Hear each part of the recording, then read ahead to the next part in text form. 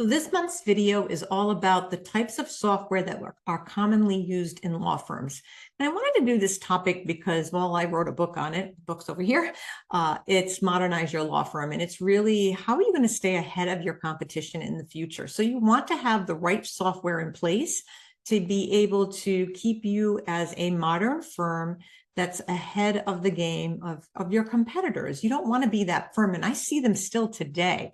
Where do you keep your documents? Oh, I keep them on my computer. I still mail paper out. I do all these things that are so backwards. You want to be that forward-thinking firm, that future-ready firm of the future, right? That's what we would like to be able to automate tasks, because you're not going to be able to compete if everybody else is automating their tasks and you're still doing it the clunky old manual way. So the first software I'm going to talk about is case management software. So thinking the obvious one is Clio. It's the biggest in the country, and actually probably the largest legal tech software they have out there. It's got a pretty high evaluation.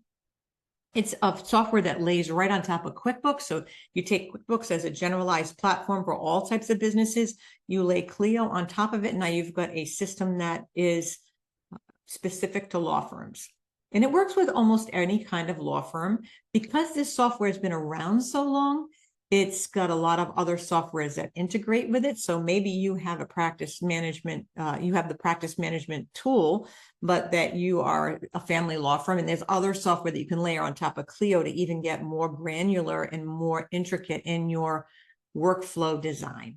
So the things you want to look at as you start to investigate some of the software that's out there: you want it to have secure document management. You want to be able to house those documents under the case or matter. You want to be able to access them with ease. You want some task and deadline management. That's part of a program that's robust with case management. Your case management, you're managing your cases from the beginning to the end. Most of the time, there's more than one attorney working on the case or matter. You want to be able to have a software that everybody can collaborate on, whether it's the legal assistant, maybe it's the paralegal, maybe it's another attorney. You want to be able to have a software where everybody can collaborate, especially in this world of remote workers. You want everybody to be able to collaborate together on it securely. You want a communication tool that not only communicates with those other people that work for the firm, but also the client.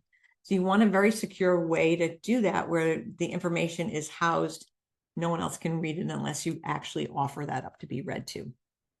You want a document management software that streamlines your workflow. And this is important as you start to work with some of the software. And I've got a really detailed article that goes with this video, but you want a software. So if you're starting to work with software, I mean, you maybe are using Microsoft Office Suite. That's a perfect example of a document management software tool that you can use to track all your documents. And it's a suite. So you've got the email, you've got everything there. You can actually layer that on top of a workflow with Lien Law, which is just a billing software. Not just a billing software, but it is a billing software. So they don't have all that other pieces that Clio does. And you can create your own tailored workflow based on the other pieces that you add to it to make a complete practice management tool, with Lien Law being part of it. You want document version control. So you want a way to track the versions of the documents in case someone makes a change to the document. You want to be able to look and see who made the change, and as things are being reviewed, and make sure that you can track those changes that are happening onto the document.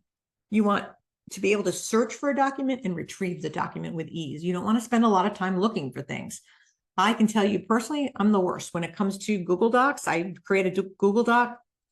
I say, oh, I save it wherever, generally on the drive, and then I don't ever put it in the file folder. You want a system where all the documents are tracked underneath the case or matter. You want it kept nice and neat and orderly and tidy. That's important. You want to be able to collaborate with other people who are working on the matter as well.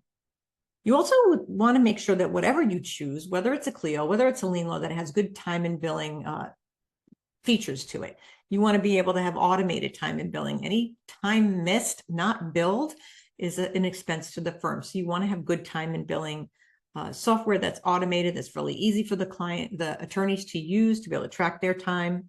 And it captures the time spent on a task or any part of the case or matter, whether it's a meeting, whatever they're doing. You want to be able to track that.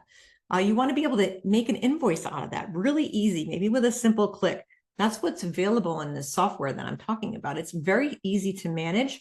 And you can use features like in Lean Law, they have snippets. So you can actually create a kind of a global language around what you do all the time in your firm. And it kind of makes a unified expression back to the client that anybody who works on a matter or the case is kind of using the same language. It's really, I think that's really important, and it saves a lot of time, right? So we're saving a lot of time. Again, this is how you're going to be able to step forward into the future with what you're doing and be able to be competitive as a lot of this machine generated work starts to happen. And you want to be able to have those software at your fingertips as you start to do this work. You want something that gives you good reporting and analytics. Lean Law does a great job with reporting and analytics. They're geared towards that mid-market firm, 5 employees to, let's just say, up to 100. You want to have some kind of a software that keeps all the attorneys in the software and they're not inside of QuickBooks. That's important too. I see a lot of firms try to skip the billing software and not have that piece. And then they've got users that are inside the customer section. You just want to avoid that if you can altogether. And that's the way to do it. Have a good billing software that you choose. You want to have good legal research software. There's many types out there, but you want to make sure that you want something that will enhance the legal knowledge. It's going to help you be able to search quickly and get some and you want something that has a comprehensive legal database behind it. You want something that's going to give you that information you need on other cases, other case studies. You want to be able to get that really quickly.